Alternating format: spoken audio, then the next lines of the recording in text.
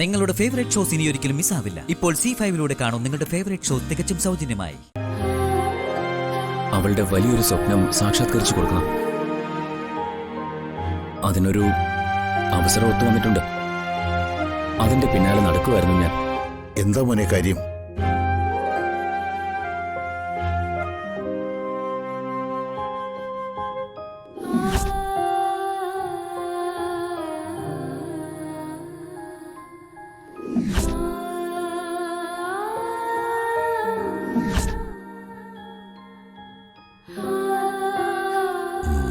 എന്നിട്ട്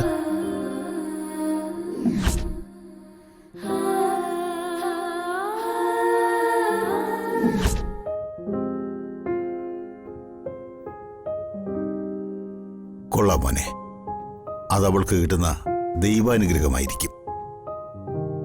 നീ അവളോട് കാണിക്കുന്ന നിസ്വാർത്ഥ സ്നേഹം ഭഗവാൻ പരമേശ്വരൻ കാണാതെ പോകില്ല മോനെ.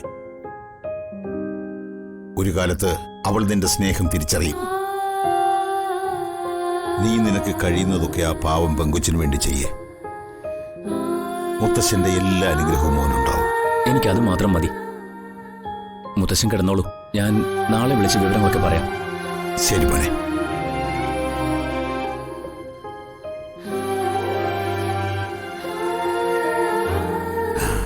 ശംഭോ മഹാദേവ.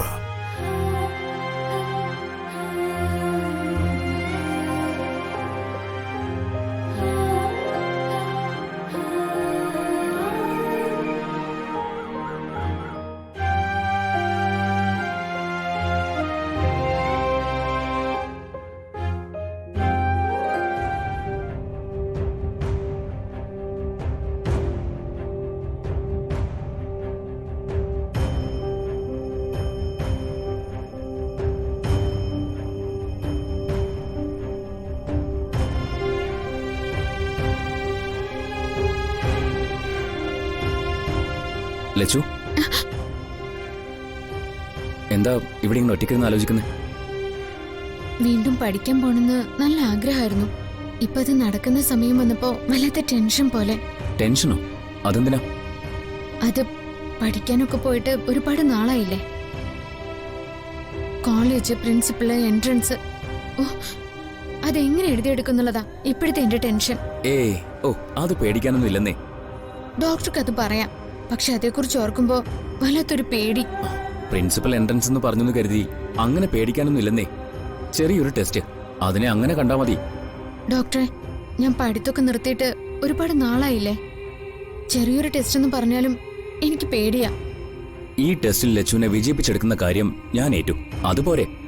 എന്താ, എനിക്ക് പകരം ഡോക്ടർ ഇവിടെ വന്ന് ടെസ്റ്റ് എഴുതി തരൂ? അയ്യോ, അതൊന്നും അല്ല.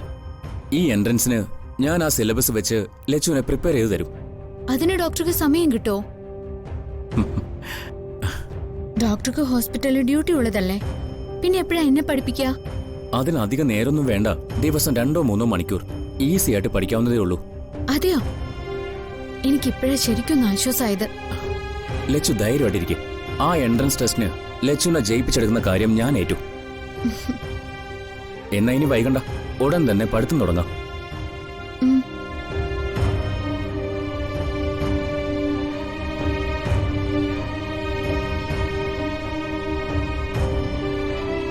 ഡൗൺലോഡ് ചെയ്യൂ C5 ആപ്പ്. കാണൂ എല്ലാ എപ്പിസോഡുകളും സൗജന്യമായി.